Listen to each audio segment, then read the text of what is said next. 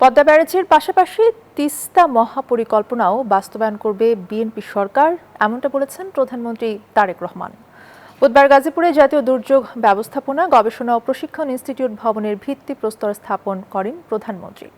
পরে ইনস্টিটিউট প্রাঙ্গণের পুকুরে মাছের পোনা অবমুক্ত করেন তিনি। এ সময় একটি স্মারক বৃক্ষরোপণও করেন তিনি। পরে প্রধানমন্ত্রী বলেন, বিএনপির খাল খনন কোনো রাজনৈতিক কর্মসূচি নয়, এর দুর্যোগ মোকাবেলার মাধ্যম। এটি কৃষি প্রক্রিয়া, এর সাথে মানুষের জীবন ও জীবিকা জড়িত।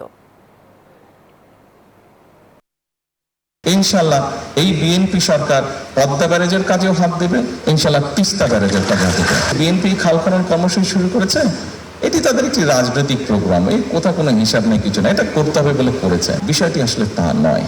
এই খাল খনন কর্মসূচির সাথে মানুষের জীবন ওতপ্রোতভাবে ভাবে জড়িত। এই খাল খনন কর্মসূচির সাথে কৃষি জড়িত। এই খাল খনন কর্মসূচির সাথে এই ভূমিকম্প পর্যন্ত জড়িত। ঈদ লাগছে মনে খুশির জোয়ার সবখানে, আর ঈদ লাগছে